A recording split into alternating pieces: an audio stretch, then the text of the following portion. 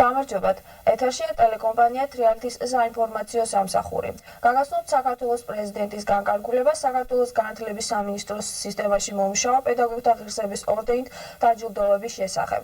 მოსწავლე ახალგაზრდობის აზრდა განათლებაში შეტანილი პირადი დიდი წვლილის ნაყოფიერი პედაგოგიური და საზოგადოებრივი მოღვაწეობისათვის ღირსების ორდენით ქარელის რაიონიდან დაჯილდოვდა ქარელის მეორე საშუალო სკოლის გერმანული ენის დამსახურებული პედაგოგი ზინაიდა მეტრეველი. ზინაიდა მეტრეველს ულოცავთ ამ დამსახურებულ ჯილდოს. ვაგრძელებთ გამოშვებას. აქციზური მარკების შემოღებამ ბიუჯეტში შესული თანხები გაზარდა. ბიუჯეტის შემოსავლების გაზრდას ხმარდება ის თანხებიც, რომლებიც კონტრაბანდული პროდუქტების კონფისკაციისა და რეალიზაციის გზით იქნა მიღებული.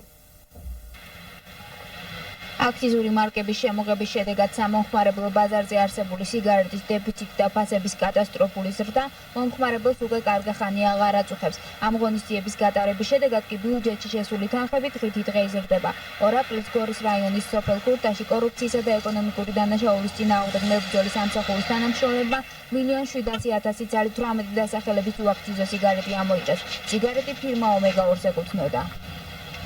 დაახლოებით 2 მილიონი ნახევარი ბიუჯეტში შევიდა. აი ჩვენი შესვლის შემდეგ იმათ კი 2 მილიონი ნახევარი ესე გეგმებით რა 2 მილიონი ნახევარი უკვე შეტანილია ბიუჯეტში ამ კამპანიების თანხა. აი ჩვენ ვარ მოვაჩინეთ.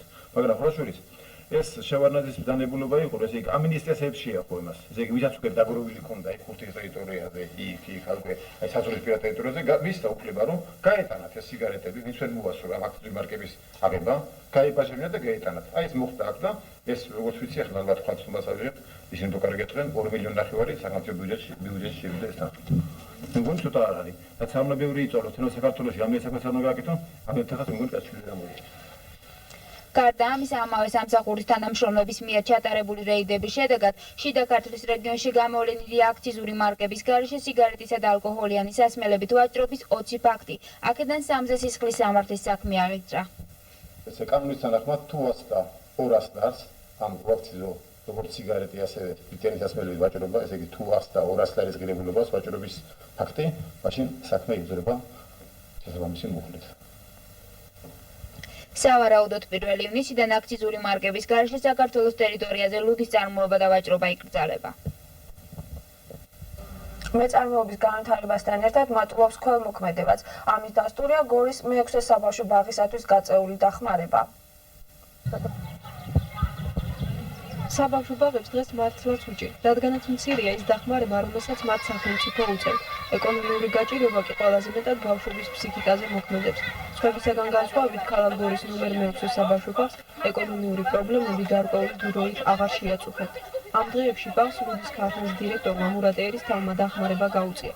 ბავშვებს მიუტანეს სხვადასხვა საკვები პროდუქტები. მათი თანამშრომლობა ჯერ კიდევ ზამთრის პერიოდში დაიწყო, როდესაც მურატ ერისთავმა საბავშვო ბაღს ზამთრისათვის შეშა და ფანჯრის მინები შეუძინა. მათ მაშინ დახმარებისათვის თავად საბავშვო ბაღის გამგემ ნინო ლობჟანიძემ მიმართა. ამჟამად კი დახმარების ინიციატივა თავად ლუდის ქართლის ხელმძღვანელობისაგან მოდის. საბავშვო ბაღისადმი თანადგომას ისინი მომავალშიც გააგრძელებენ. ამის შემდეგ კიდევ ვფიქრობ, რომ რამე დაგჭირდება ჩვენი შესაძლებლობის პარაგრაფში ყველაფერს გავაკეთებთ. მადლობა. პატარებმა თავიანთი სიხარული სტუმრებს ლექსებით გაუზიარეს. ამ დღეებში ქარელის რაიონში სამხედრო სპორტული თამაშები მოეწყო. ქარელის რაიონში ჩატარდა სამხედრო სპორტული თამაშების სახელწოდებით მართვი, რომელშიც მონაწილეობა მიიღეს რაიონის საშუალო სკოლის მე-11 კლასის მოსწავლეებმა. ეს შეჯიბრებები უკვე მესამე წელია, რაც აღდგა და ტრადიციად იქცა. შეჯიბრების მთავარი მიზანია მოსწავლეთა ფიზიკური და სულიერი გაჯანსაღება, იმ ცოდნის და ფიზიკური ძალის გამოვლენა, რაც მათ ფიზკულტურასა და სამხედრო სწავლების მხრივ გააჩნიათ. შეჯიბრის ზონების მიხედვით წარიმართა. პირველ ზონაში გამოვიდა 2 გამარჯვებული, რუისის პირველი და მეორე საშუალო სკოლის გუნდი. აგარის ზონაში კი გამარჯვება წილად ხვდა ქვენათქოცის, ავნევის და აგარის გუნდებს. საბოლოოდ ფინალში გავიდნენ ქვენათქოცის, რუისის პირველი და მეორე საშუალო სკოლის გუნდები. ისინი მონაწილეობას მიიღებენ სამხედრო სპორტული თამაშის მართვას რეგიონალურ პირველობაზე, რომელიც ქალაქ გორში ჩატარდება. ჩვენი გამშვიდობებით მომავალ შეხვედრამდე.